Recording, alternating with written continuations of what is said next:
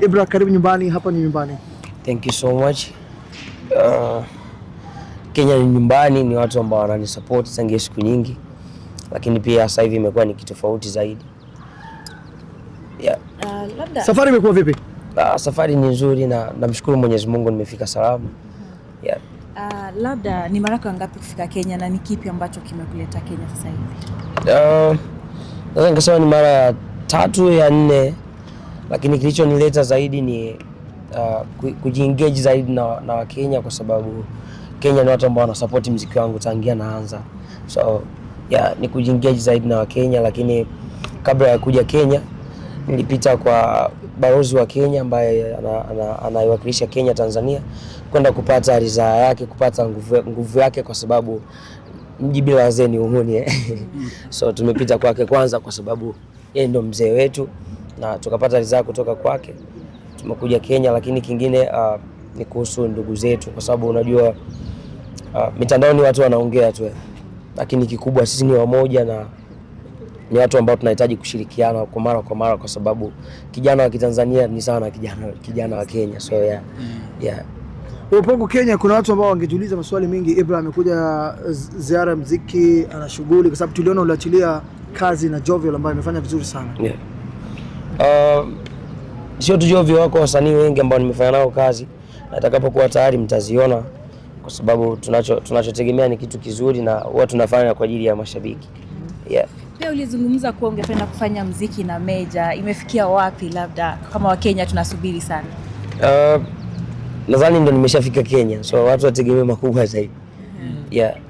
Naam, Ibra, nadhani huu mwaka kwako imekuwa na changamoto mingi sana, na tumeangalia kumekuwa na trend fulani ambayo wasanii wengi ambao wamekuwa kwenye label wamekuwa kitoka kwenye label wanajisimamia kwao. Yeah. Na wewe ambao kwa sasa ni msanii ambao uko huru, uko peke yako, independent vile vile. Yeah. Na ningetaka kufahamu haswa unaona itakuwaje, mapokezi itakuwa vipi, unajiamini kivipi? Mimi naamini kupitia kazi, kwa sababu hata nilipokawepo siwezi kusema nimejikuza mwenyewe. Ni watu ambao wamenipigania, waliwekeza nguvu zao, wakaweka juhudi zao, lakini naamini kupitia kazi nzuri, kwa sababu hata kama wao wangewekeza billions, kama ufanyi vizuri ni ufanyi vizuri tu. So mimi naamini kupitia kazi watu wakae tayari kuenjoy muziki mzuri zaidi. Uko tayari kwenye muziki mzuri? Yeah. Yes. Ulipoondoka kwa Konde Gang, tumekuwa na ukaribu sana na Wasafi, Diamond Platnumz pale natumia muziki wako, na pale ulikuwa kwenye event ya Billnass na walikuwa sponsored na Wasafi. Kupenda kujua mambo iko vipi? Ama ni kipi kinachoendelea? Mambo iko kama ilivyo. Mimi nadhani ni swala la kumshukuru Mwenyezi Mungu, kwa sababu kujiengage na wasanii wenzangu ni kitu ambacho nilikuwa nakitamani kwa muda mrefu, lakini mara nyingi kilikuwa kinakuwa kiko tofauti zaidi, kwa sababu unapomfuata mtu kujiengage naye, kama kuna misingi ya kazi ambayo inamwekea mipaka ya kwamba hichi hatuwezi kufanya na hichi hatuwezi kufanya, inakuwa ni ngumu kidogo. Lakini kwa sasa hivi niko huru, niko free, niko na management, niko na manager Kenya, niko na manager Tanzania, East Africa kwa ujumla. So ni muda wa kufanya kazi. Sababu Ibrahim, mtu umekubalika, na kuna kipindi fulani tuliona wakati kulikuwa na issue na boss wako wa kitambo, ulikuwa side ya boss wako, na sasa tumeona yule mtu ambaye Diamond ametumia muziki yako, anakubali kazi yako. Huenda maybe kuna mawasiliano, kuna mkataba, kuna vile anataka kukusign. Kama kuna chochote kitaendelea, basi mtakiona, kwa sababu hakuna kitakachojificha. Yani kazi, na tunapofanya kazi siku zote waga tunahitaji umoja, kwa kama itatokea mtaiona, hatutoficha chochote, na siwezi kuficha chochote, kwa sababu kama itatokea WCB ikawa ndo sehemu ambayo labda nitaelekea, mtaiona, kwa sababu ndo nitakuwa nafanya nao kazi. Lakini sasa hivi tuko Oya Gang, kama Oya Gang. Oya Gang is my family. Like ukiona familia yangu basi ni Oya Gang. Yeah. Tell us more about Oya Gang. What is it all about? Kuna watu wamechanganyikiwa sana, hawaelewi. Oya Gang ni familia. Kuna watu ambao walipigana kwa ajili ya Ibra. Kuna watu ambao walisimama nyuma ya Ibra. Hata kama Ibra alikuwa yuko Konde Music, walikuwepo. So leo ukija kuwaona huwezi kuwaita Chinga Gang, kwa sababu Chinga ni jina langu, right? So ni Oya Gang. It's my family. Okay. Sasa hivi uhusiano wako na bosi wako wa zamani uko vipi? Mko kama mnazungumza ama kuko vipi?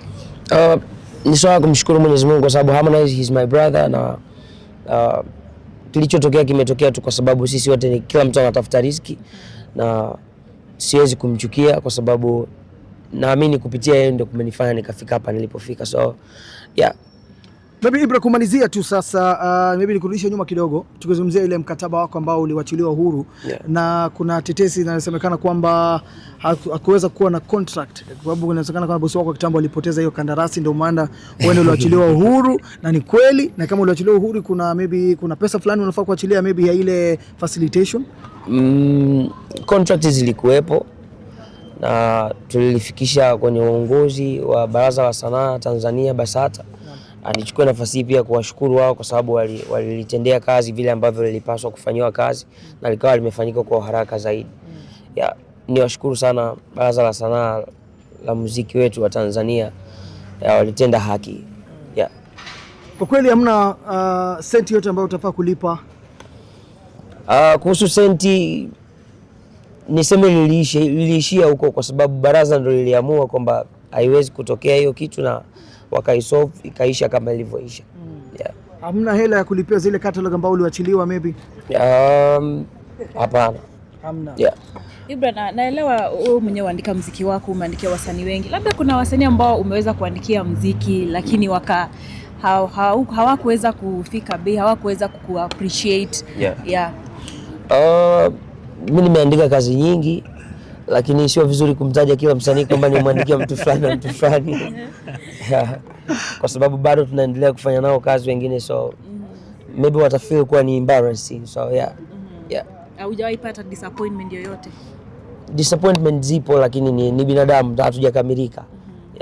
Alright, Ibra, now kumalizia tu, maybe unatarajia nini na kutoka wasanii wa Kenya, kwa sababu kuna wasanii wakubwa na tumemwona rafiki yako sasa inasemekana atakuwa boss wako. Amondi amefanya kazi na BN, itakuwaje? Kuna kazi mnapika?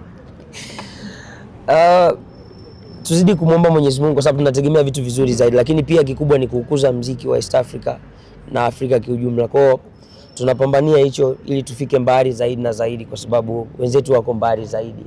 Magomvi hayapendezi kwa sababu tunahitaji umoja, kuungana, kufanya vitu vizuri, kufanya culture yetu iende mbali zaidi. So Shukrani sana kwa muda wako. Umejifunza nini kipindi chote umepitia yote? Nimejifunza kufanya kazi tu kwa nguvu na jitihada nyingi, kuwekeza akili pia kwenye kile ambacho naamini kwamba hiki ni maisha yangu. Asante sana. Nadhani kuna ndugu yangu hapa, nadhani ataongeza 1, 2, 3 tukimalizia. Yes. Kwa majina vile mnajua ni Don Tawamo. Mimi ndio business and PR manager wa Ibra. Na nashukuru Mungu kwa sababu si kazi rahisi, lakini tuko tayari kupambana nayo kwa sababu Mungu alitupa hekima na busara wa kufanya kazi hiyo, na experience kubwa ambayo nimekuwa nayo katika tasnia ya burudani itaniwezesha kusukuma hii gurudumu la Oya Gang vile inavyowezekana na vile inavyofaa. Na tunashukuru Ibra amefika. So nadhani press conference kubwa kabisa iko pale alfajiri. Hii hapo ndio tunaelekea. Nadhani hii imekuwa ni kionjo, kuna mengi ambayo itaongelewa hapo sasa. Alright, shukrani sana kwa muda wenu na nataka kila la heri. Ibra, karibu nyumbani. Thank you so much. Asante sana. Asante. Shukrani. Karima Story Live. Bonyeza hapa kusubscribe na bonyeza hapa kwenye alama ya kengele ili usipitwe na video mpya kila inapoe